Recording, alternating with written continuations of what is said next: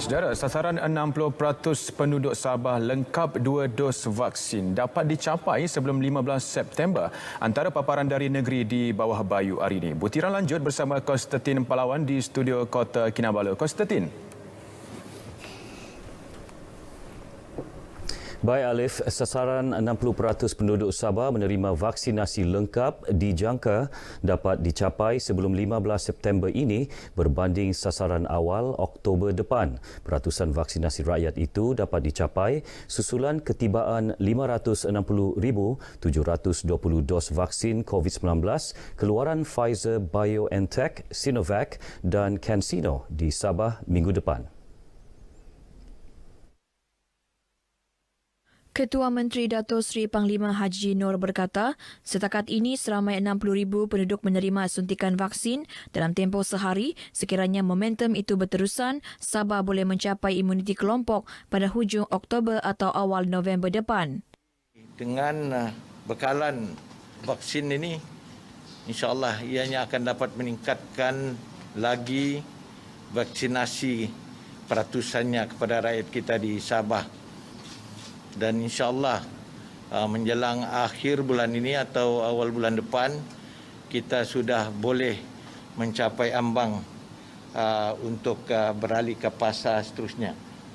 Doktor, fasa 3. Beliau ditemui media ketika lawatan kerja ke Pusat Pemberian Vaksin PPV Dewan Seri Sulaman Tuaran. Dato' Haji Ji turut berpuas hati dengan pengurusan proses vaksinasi yang dilaksana di bawah jawatan kuasa pengurusan COVID-19 daerah dalam memastikan matlamat mencapai sasaran imuniti kelompok dipercepat.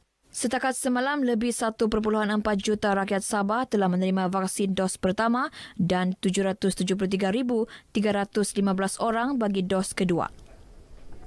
Sementara itu, dalam sidang media sama, Datuk Haji Ji menyatakan kerajaan negeri akan memohon kepada Kerajaan Persekutuan untuk menaik taraf Hospital Tuaran menjadi Hospital Pakar bagi memenuhi permintaan tinggi penduduk daerah berkenaan. Naik taraf hospital tersebut penting bagi membolehkan rakyat menerima kemudahan kesihatan secara menyeluruh. Menurut Datuk Haji Ji, kerajaan negeri juga akan memohon bantuan Kerajaan Persekutuan untuk membina 2 lagi klinik kesihatan di daerah berkenaan iaitu di kawasan Sulaman dan Pantai Dalit. Sementara itu, Pengarah Hospital Tuaran Dr. G. Mohan Gopal Naidu yang ditemui RTM selepas mengiringi Ketua Menteri berkata, cadangan naik taraf Hospital Tuaran menjadi hospital berpakar itu bagi memenuhi keperluan hospital pakar.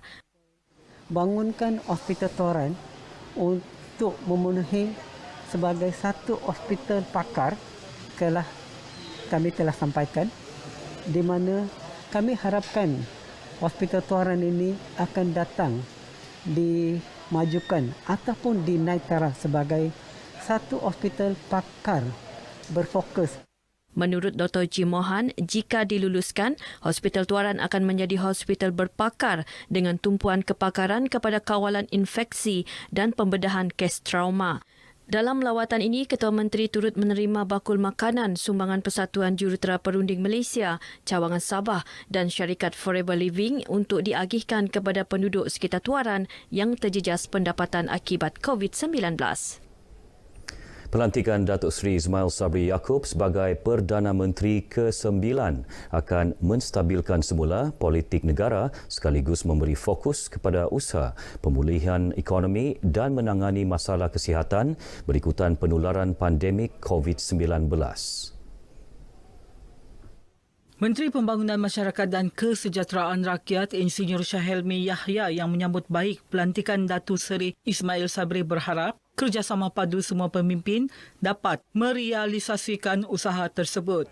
Ia termasuk memfokuskan usaha membantu rakyat yang terkesan akibat pandemik selain meningkatkan kadar vaksinasi penduduk demi mencapai imuniti kelompok.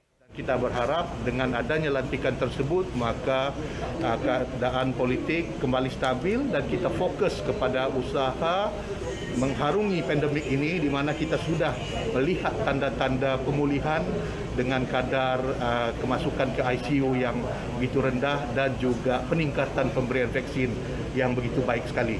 Ya, kita utamakan kestabilan negara, fokus kepada mengharungi pandemik. Beliau menyatakan demikian kepada pemberita RTM selepas program RT-Cares dan kempen Kibar Jalur Gemilang, kawasan rukun tetangga daerah Putatan di Putatan. Insinyur Shah Helmi juga meminta rakyat negeri ini untuk terus bersama-sama menjayakan program imunisasi COVID-19 kebangsaan. Satu laluan khas disediakan kepada penerima secara terus vaksin COVID-19 untuk bukan warga negara di Pusat Pemberian Vaksin PPV Dewan Masyarakat Keningau. Mereka juga ditempatkan di ruang Astaka, Kompleks Sukan Keningau sementara menunggu giliran vaksinasi. Pegawai daerah Keningau yang juga pengerusi Badan Bertindak Imunisasi COVID-19 CITF daerah Keningau, Walter Kenson berkata, langkah itu sekaligus mengatasi permasalahan pemberian vaksin kepada bukan warga negara yang sebelum ini terpaksa berbaris panjang di bahu jalan. Usaha tersebut juga bagi memastikan semua yang hadir patuh prosedur operasi standard SOP bagi mengelak penularan jangkitan pandemik. Kita buat tiga pengasingan beratur. Satu ialah orang mereka yang sudah mempunyai appointment yang sudah ditetapkan pada hari itu. Yang kedua ialah walk-in kepada warga negara. Yang ketiga ialah walk-in kepada bukan warga negara. Memang telah kita buat. Beliau berkata demikian selepas meninjau PPV Dewan Masyarakat Keningau dan Kompleks Sukan Keningau. Mengulas kehadiran penerima vaksin bukan warga negara sekitar 2 pagi ke PPV sebelum ini, Walter menjelaskan sebahagian mereka bekerja dari jauh dan mengambil peluang awal untuk menerima suntikan vaksin. Sementara itu, penerima vaksin bukan warga negara merakamkan penghargaan kepada kerajaan kerana memberikan suntikan vaksin secara percuma selain menerima layanan baik para petugas barisan hadapan PPV. Ya, terima kasih daripada kerajaan Malaysia karena dibagi vaksin secara percuma lah. Terima kasih banyak-banyaklah. Kalau tiada vaksin ini mungkin tak tahu apa yang akan terjadi lah. Saya berterima kasih banyak dengan kerajaan Malaysia sebab sudi memberi kami vaksin. Bagi yang kawan-kawan semua di luar, ikutlah vaksin bersama kami. Saya cukup merasa terima kasih banyak terhadap kerajaan Malaysia karena bisa memberikan kami vaksin. Berarti kerajaan Malaysia masih mengingat kami walaupun kami ini pendatang. Saya cukup merasa terima kasih banyak sekali. Setakat ini, Keningau telah mencapai lebih 60% imuniti kelompok. Sekian paparan dari negeri di Bawah Bayu bersama saya, Konstantin Pahlawan. Tepati janji temu vaksinasi anda, bersama-sama jayakan sasaran imuniti kelompok demi negara tercinta. Berita seterusnya kita kembali ke Angkasa Puri. Alif Ashraf, silakan.